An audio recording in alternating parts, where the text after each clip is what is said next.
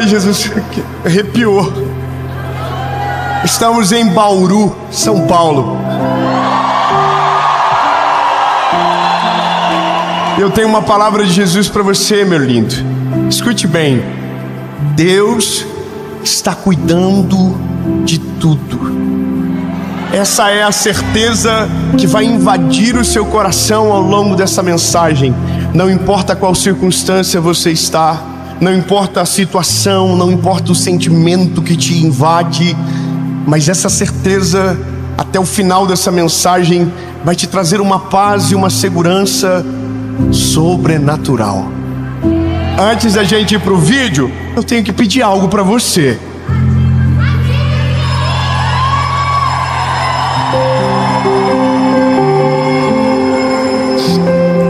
Eu até me emociono nessa hora. É a parte que eu me humilho. Gente, curte o vídeo. É rapidinho, você curte aí. Aí o YouTube entende, nossa, o vídeo é bom, tem muita gente curtindo. Manda para mais gente ouve a palavra, mais pessoas abençoadas, amém? Então curte, comenta, compartilha. Hoje saiu o relatório do nosso ano que passou e foram mais de 5 milhões de compartilhamentos nos vídeos do YouTube. Você pode celebrar o nome de Jesus? Tão lindo! Compartilha, manda naquele grupo da firma que dá BO toda semana, da família que você quer sair todo dia, manda lá. E não se esquece de se inscrever no canal. Estamos chegando à marca dos 10 milhões e quando chegar, a gente vai fazer uma festa para a glória de Jesus. Vamos fechar um estádio e que Deus me ajude. Além disso, a gente vai levar alguém para Israel. Eita, só...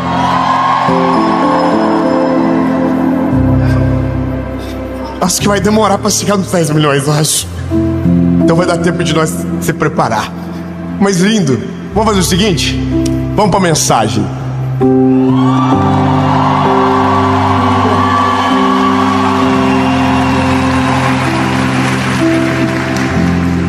Nem ensaiamos. Primeiro livro dos Reis, capítulo de número 17. A gente vai caminhar debaixo de uma palavra que eu conheço há muito tempo, mas que em todo o meu ministério, mais de 10 anos, eu nunca parei para pregar. Eu nunca preguei sobre esse texto. E essa semana, revisitando as minhas notas, o Senhor me trouxe à memória essa palavra. E eu vou te dizer que Deus é tão perfeito, Deus é tão sobrenatural, que enquanto o Senhor ministrava no meu coraçãozinho essa palavra, eu já sabia o primeiro endereço aonde ela iria parar. Hoje à tarde, enquanto eu orava no meu quarto, falava com Jesus, eu liguei para 2 amigos e disse: tem uma palavra de Deus para vocês. Então o primeiro, vamos dizer assim, aquele que recebeu já foi à tarde o primeiro, mas agora é você. E agora é você que está aí na sua casa. Só que veja, esse sentimento, ele vai trazer tanta paz para o teu coração, que se você crer de todo o teu coração, meu lindo, a sua vida vai ter uma guinada de história sobrenatural. Vamos lá. Muito obrigado aos irmãos que creram. Temos uns 30 aqui que creram. Elias, que era dos habitantes de Gileade, disse a Acabe: como vive o Senhor Deus de Israel, diante do qual me ponho de pé, não haverá orvalho nem chuva nesses anos, senão segundo a minha palavra. Elias está dizendo. Verso 2 diz: e a palavra do Senhor veio a Elias dizendo: saia daqui, vá para o oriente e te esconda junto ao ribeiro de Querite, que está diante do Jordão. E será que tu beberás do ribeiro, e ordenarei que aos corvos levem alimento para você. Bom, eu sei que você compreende o que eu vou dizer, mas algumas coisas que Deus nos impulsiona, que Deus nos encoraja, que Deus nos envia. Algumas circunstâncias que nós entramos amando do Senhor são extremamente desconfortáveis. Veja, é que Deus é um Deus de amor e a gente sabe disso. Mas quando Ele nos manda para uma missão, e todos nós temos as nossas missões, elas não são confortáveis, porque elas exigem algumas renúncias, decisões radicais, que nos cobram, que mexem com o nosso coração e as nossas emoções. E uma das coisas que mais paralisa o ser humano não é a ausência de palavra de Deus sobre nós, não. O maior motivo de paralisarmos é o medo que temos para viver o que Deus manda. E eu vou te falar, lindo, que não é fácil. Não é fácil ouvir direções do Senhor, porque sempre é maior do que a gente, é sempre muito maior do que a gente imaginou. Então para nós sempre é tão difícil e tão impossível, que a gente sempre diz a mesma coisa: não consigo. Quando Deus chama Moisés, ele diz: não consigo, não falo bem. Quando Deus chama o Noé, ele é um senhor, todo mundo tem a mesma reação quando Deus chega. Não sei que não tem outro melhor. E veja, isso é uma coisa que a gente precisa de maneira urgente compreender. A forma que Deus trabalha, por mais que nos assuste, é segura. Eu vou ser mais claro com você. Você já foi numa montanha russa? Sim ou não? Irmão, eu sou apaixonado por montanha russa. Qual que é a sacada da montanha russa? Você quase morre, mas você não morre no final. Porque tem uma coisa, é segura. Quem entrou ali pela primeira vez não foi um ser humano, foi um saco de areia. Aquilo rodou e rodou e rodou milhares de vezes, e tudo foi testado para que você entrasse, tivesse muita adrenalina, mas saísse vivo. Irmão, é loucura. Mas parece que às vezes Deus olha pra gente e diz: está muito de boa, né? Vou te dar uma montanha russa para você andar. Aí você fala assim: oh, mas eu não vou aguentar, porque é grande demais para mim. O Senhor fala: você vai, porque eu estou cuidando de você. Olha só, quando Deus chega para Elias e fala: Elias, sai de Gileade, é por um motivo. Deus primeiro encorajou ele a levantar uma palavra. A palavra de Elias é sinistra. Ele diz para Acabe: não vai chover mais nessa terra, e só vai voltar a chover o dia que eu falar que é para voltar a chover. Então o que ia acontecer? Seca. Então, para que ele não fosse obrigado a voltar atrás das suas palavras, Deus falou para ele: sai de Gileade e vai para o ribeiro de Querite. Agora observe bem, Gileade, que é onde ele mora, é um lugar nas montanhas, um lugar maravilhoso, está tudo certo. Aonde Deus envia ele é para o meio do deserto da Judéia. Ou seja, num dia ele é um homem que tem uma residência, no outro dia ele é um fugitivo morando no deserto. Então veja, quando Deus nos aponta alguns caminhos, a gente fica desesperado, porque a gente diz: Senhor, olha o que eu vou ter que abrir mão, olha o que eu vou ter que deixar para trás. E aí Deus continua dizendo: vai. Só que veja, a forma com que Deus faz com Elias me dá uma alegria muito grande, porque vivi sem ter ouvido dessa forma. Quando Deus nos fez tomar decisões radicais, e tomamos muitas na vida, e que nos cobraram medo, angústia, o Senhor sempre fez a mesma coisa, só que eu não sabia que era dessa maneira que acontecia. Eu vou ser claro. A Bíblia diz que quando Deus fala com Elias: Elias, vá para o Querite, ele diz: e eu... Bom, os olhinhos, olha no olhinho. Deus diz para ele: Elias, eu enviarei os corvos para te servir.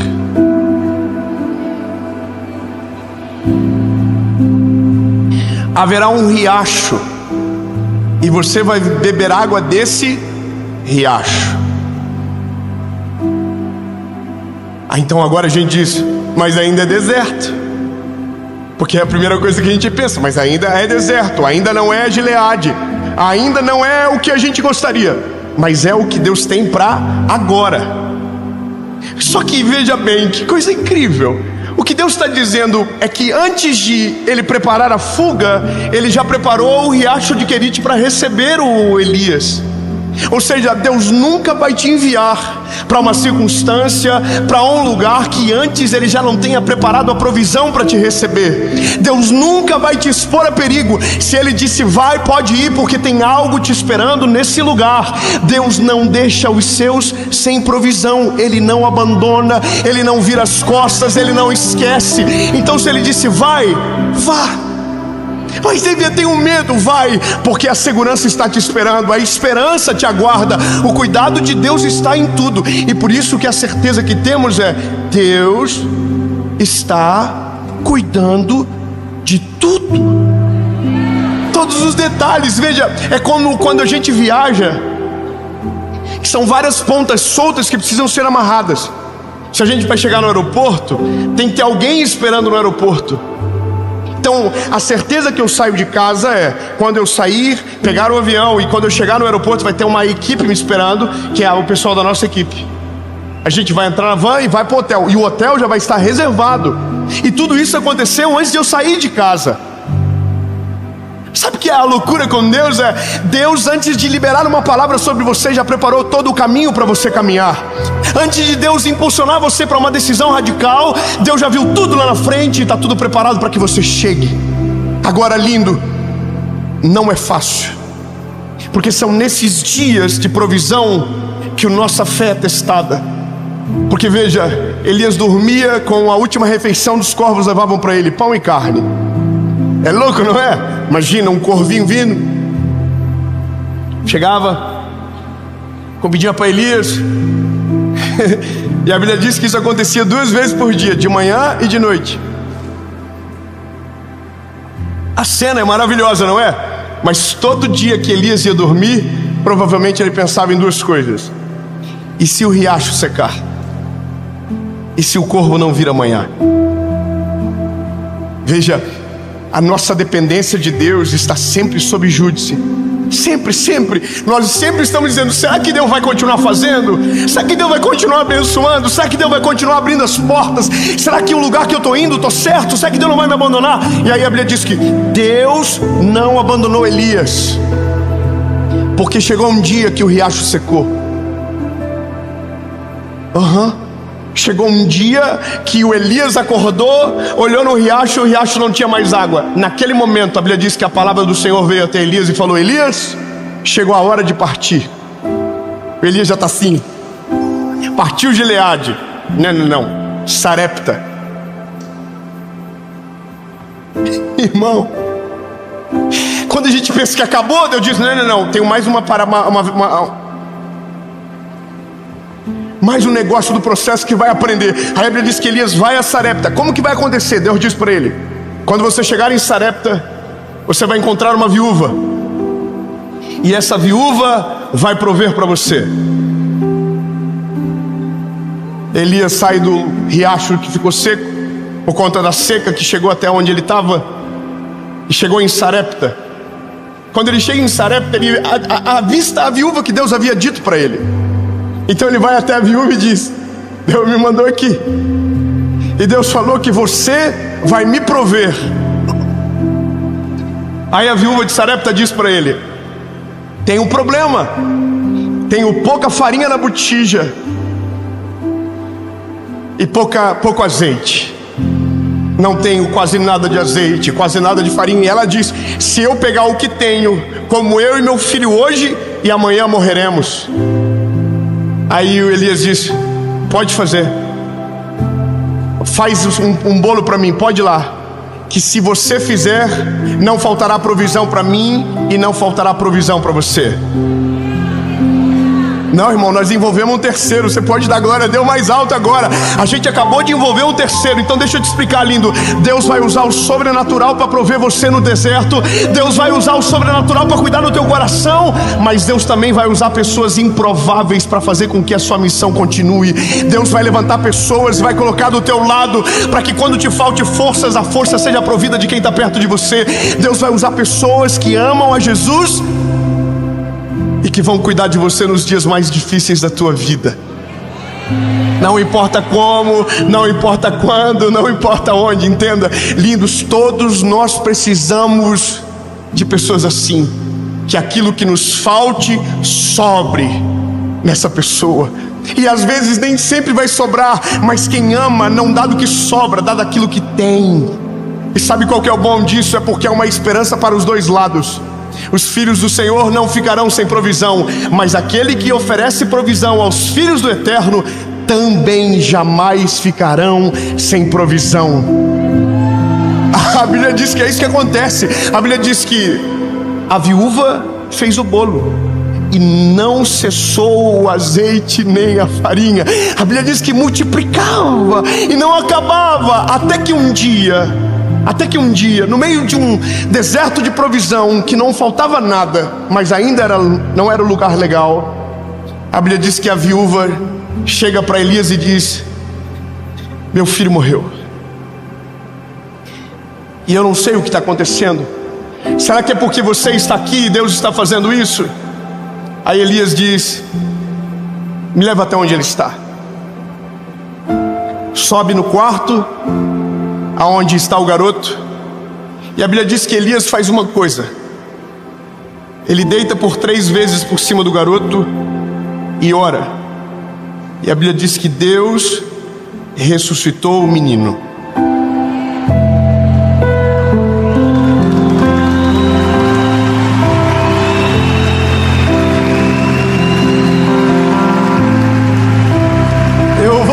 Eu vou ser claro com você, lindo. Talvez você se identifique, mas eu gosto de andar com gente que está nas mãos do Senhor.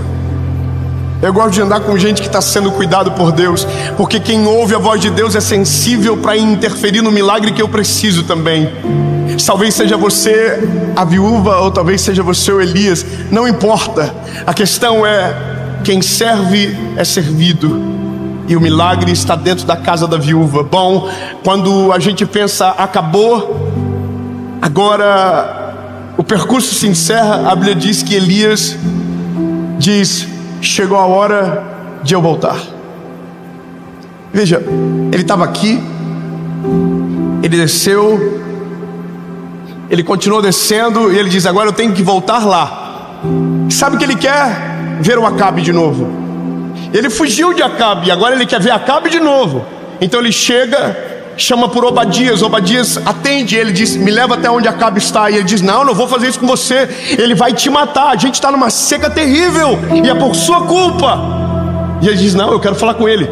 Você pode tentar me impedir, eu não vou fugir. Irmão, sabe qual que é a loucura de tudo, meu lindo? É que Elias é o garoto que estava agora há pouco no deserto. O Elias é o garoto que agora há pouco estava esperando o corvo chegar com o alimento. O Elias agora há pouco era o garoto que estava pedindo ajuda para uma viúva. Mas agora ele está dizendo que quer enfrentar o rei. Exatamente isso. Porque uma coisa que a gente não pode esquecer jamais é que as provações dos processos que Deus nos colocam se tornam um combustível para a fé que nos leva para algo sobrenatural. Se aquilo que nos doía, se aquilo que nos feria, se aquilo que nos colocava de joelhos realmente te alcançou, pode ter certeza que mudou muita coisa dentro de você. Você é uma coisa antes da provação e você é outra pessoa depois dela. A maturidade, a fé desenvolve, tudo cresce. Então agora você precisa observar: Elias não é o garoto que saiu, é outro garoto agora. Chamam o Acabe, levam ele até o Monte Carmelo. E a Bíblia diz que é nesse lugar que Elias diz é porque é maravilhoso, porque Baal, que era o deus de Acabe, que havia pervertido o reino, era o deus da chuva e da fertilidade. não tem chuva e não tem mais fertilidade. Então volta Elias dizendo: fala por Deus de vocês mandar chuva. Elias é atentado, irmão. Eu vou te falar uma parada: quando você vive o processo, você fica igual.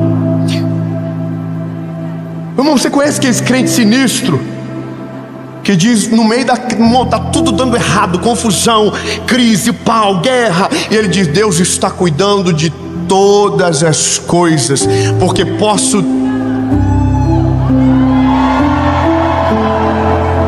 Você conhece alguém assim? Alguém que se fala... tá perto de você? Alguém que o pau pode estar torando, irmão, e ele está cheio do Espírito Santo, entendeu? Ele é corajoso.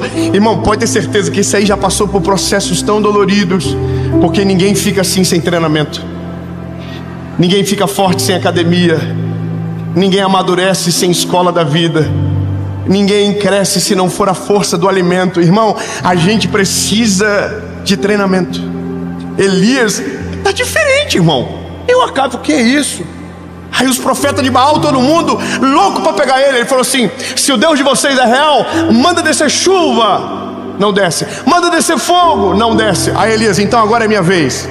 Desce fogo do céu.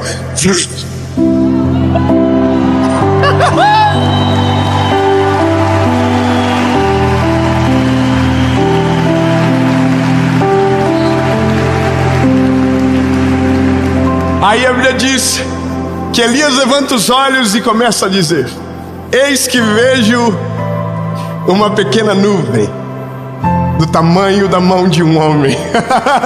Aleluia! No meio do deserto, no meio da seca, tem um homem de olhos levantados dizendo: está chegando a chuva, vai voltar, as mãos do Senhor estão voltando sobre a terra de Israel. Lindo! Só tem essa ousadia quem vive a provisão do Senhor. Então, lindo, eu não sei qual estágio da vida que você se encontra, mas se talvez você esteja na curva descente, sabe, na curva decrescente da história, você precisa saber: Deus está cuidando de tudo. Se tiver alguém perto de você que é bonito, se não tiver, não precisa falar não, mas eu acho que é bom, para não dar briga. Fala para ele: lindo. Para se não importa a treta, o tamanho da confusão, o nível do processo, Ele está cuidando de tudo.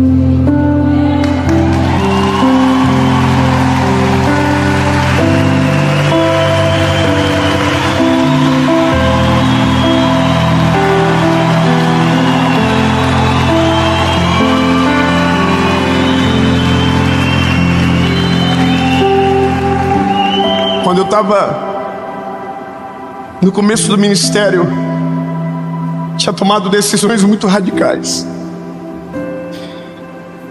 Estava vivendo o sobrenatural, mas com muito medo. Eu me lembro que uma das orações que eu fiz para o Senhor foi: Jesus, eu vou te obedecer, eu vou ouvir a tua voz, mas não me desampara. Jesus, eu não quero ter que pedir para o meu pai um dinheiro para pagar uma conta. Senhor, o Senhor está dizendo que o Senhor vai me sustentar e que é para eu ouvir a tua voz. Então eu vou, mas não me deixa passar vergonha. Me lembro que naqueles dias eu fui num lugar ministrar e eu recebi uma oferta de R$600 na época. Me lembro que casalzinho jovem, eu e minha esposa chegamos em casa, pegamos as continhas do mês. Você sabe o que é isso?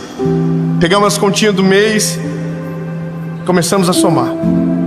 Pegamos todo o dinheirinho meu e dela que havíamos ganho aquele mês, colocamos juntos, e faltou R$300.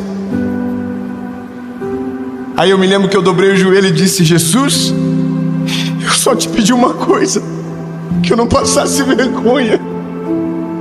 Como que eu vou ter que ligar para o meu pai, Jesus, com 22 anos, para dizer que está faltando dinheiro para pagar a luz, Senhor? Jesus, não me deixa passar essa vergonha. Eu estou confiando que o Senhor está provendo. Então, por favor, lindo. Isso era domingo de noite. Segunda, eu estava na rádio que eu trabalhava. Chega um rapaz, Alexandre. bate na rádio, o recepcionista abre, ele diz: eu preciso falar com o Dave. E aí eu vou lá para falar com o Alexandre. O Alexandre está com um envelope branco na mão, escrito: a bênção continua.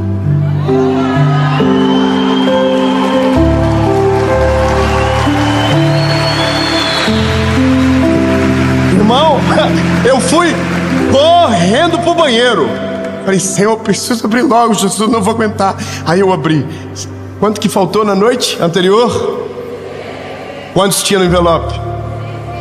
300.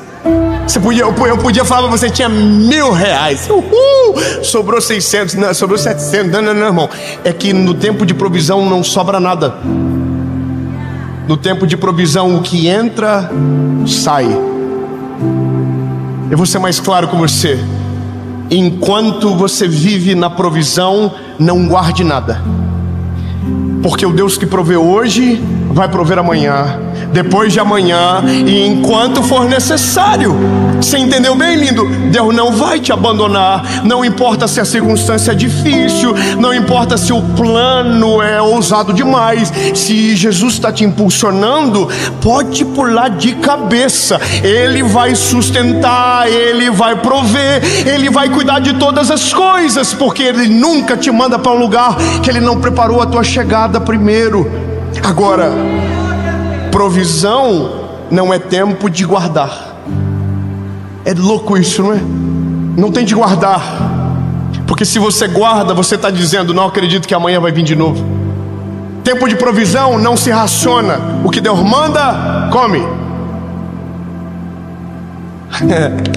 Aproveita, porque vai chegar um dia que o tempo de provisão vai passar e o tempo dos celeiros cheios irão chegar.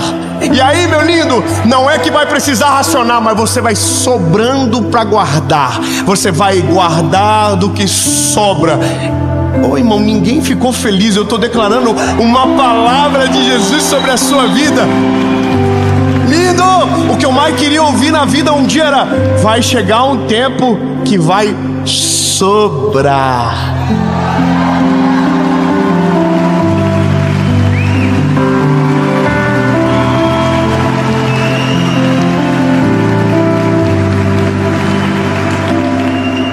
Elias foi servido pelos corvos, pela água, pela viúva de Sarepta, e agora o próprio Deus se encarregou do serviço.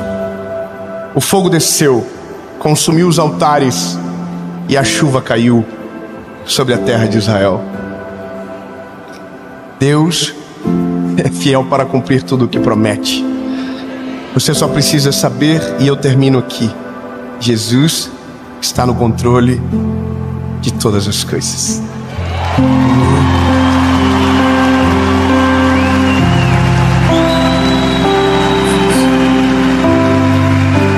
Jesus, nós cremos que o Senhor está no controle, portanto, podemos descansar. Podemos crer que o Deus que faz hoje fará amanhã, enquanto for necessário. Tu és o Deus que provê, o Deus que cuida, o Deus que olha para o nosso coração aflito e acalma no meio da tempestade. Jesus, obrigado, Senhor, porque nunca nos desampara. Obrigado, Senhor, porque nunca vira as costas para o teu povo. Obrigado, Senhor Jesus, porque o Senhor é poderoso e cuida de todas as coisas. Em nome de Jesus, amém.